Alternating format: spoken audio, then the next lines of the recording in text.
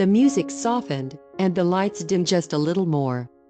Guests leaned back in their chairs, smiling, expecting a romantic slideshow, memories, flowers, promises of love. Maren stood beside Ken, her hand resting lightly in his. Her heart was full, yet strangely uneasy. The screen behind them flickered. At first, nothing seemed unusual. Soft images appeared, city lights, roses, a romantic atmosphere. Applause echoed through the hall. Then suddenly, the image changed. A photo appeared. Two figures stood close together in a quiet corner of a cafe. The lighting was dim, but the faces were clear. Can. Danny's. A murmur spread through the hall like a sudden wave. Maren's smile froze. She turned slowly toward the screen, her heart pounding so loudly she could barely hear the whispers around her. "What is this?"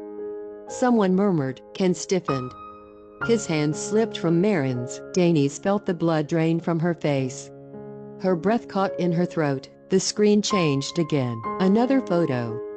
Closer this time, Ken's hand on Danny's arm. Danny's smiling at him, not the smile of a friend, but something far more intimate. Maren's vision blurred. "No," she whispered. "This isn't real." Gasps filled the hall. Family members exchanged shocked glances. Friends leaned forward, unable to look away. Maren stood at the back of the hall, his expression dark, controlled. This was only the beginning. The screen flickered once more. A short video began to play, silent at first.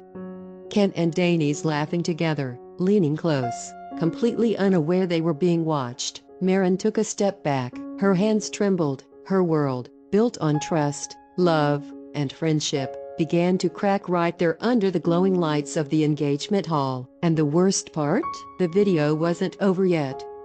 The hall fell into a heavy silence as the video continued. This time, the sound came on. Ken's voice echoed through the speakers. "I miss you. I hate pretending in front of everyone." A sharp gasp ripped through the crowd. Maren felt the words hit her like a knife to the chest. Her knees weakened, and she reached for the nearest chair to steady herself. The screen changed again. Danny's voice followed, trembling yet clear. "After the engagement, everything will change.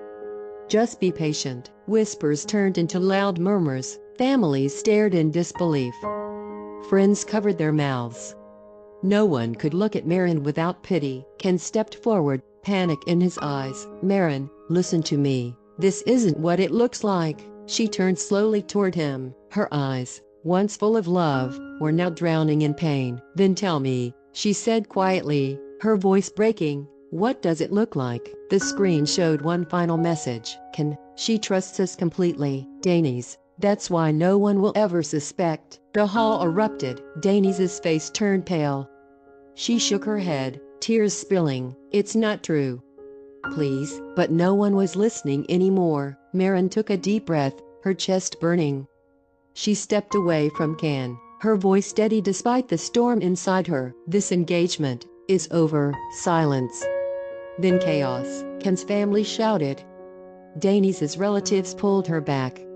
Friends argued, voices overlapping, shock and anger filling the room. Maren finally stepped forward. He didn't smile. He didn't celebrate. He only watched Maren as she stood tall in the middle of the shattered hall, betrayed, humiliated, but not broken. And as the screen went black, one thing was clear. The truth had spoken, and nothing would ever be the same again.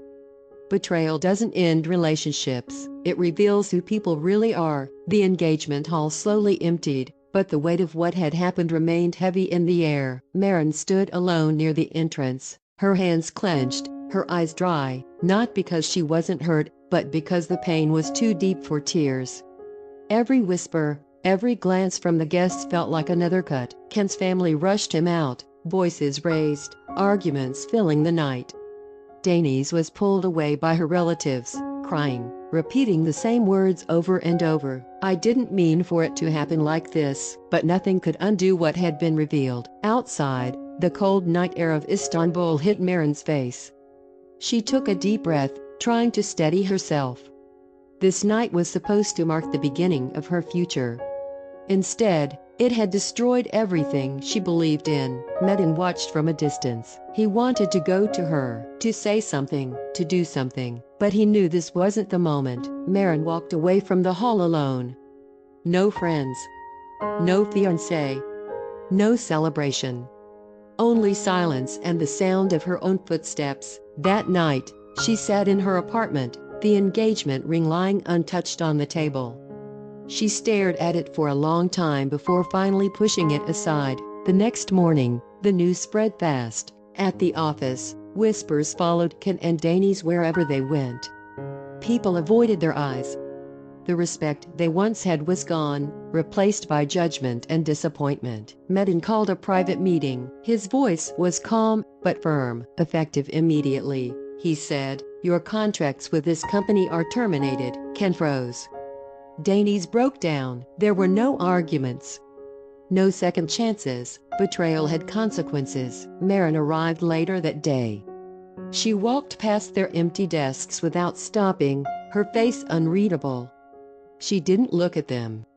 She didn't speak. That silence hurt more than any scream. Metin watched her closely. For the first time, he didn't see a broken woman. He saw a strong one, standing in the ruins of her past, ready to rebuild. And somewhere deep inside, a new chapter was quietly beginning, even if neither of them was ready to admit it yet.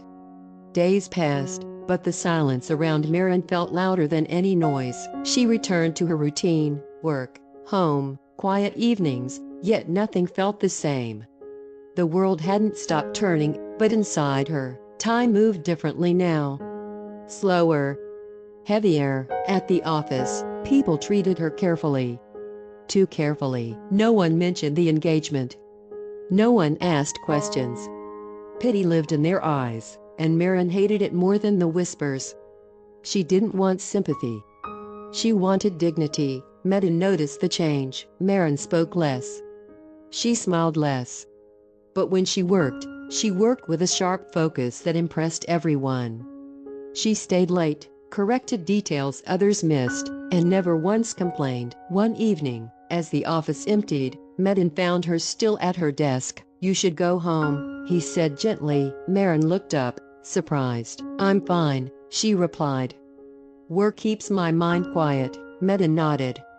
He understood that silence, the kind that work could momentarily soften. They stood there for a moment, saying nothing. Sometimes, silence said more than words ever could. Outside, rain began to fall over Istanbul. Maren watched it through the window. "I thought I knew people," she said quietly. Metin didn't interrupt. "I was wrong," she continued. "But I won't let that define me." Metin looked at her then, really looked at her, not as someone fragile, but as someone transforming. "You won't," he said calmly, "because you're stronger than what happened to you." For the first time in days, Maren felt something unfamiliar. Not happiness, not love, but stability. And in that quiet office, under the sound of rain and unspoken understanding, a new kind of connection began to form, slow, careful, and real. Sometimes healing doesn't arrive loudly, it arrives quietly, and stays.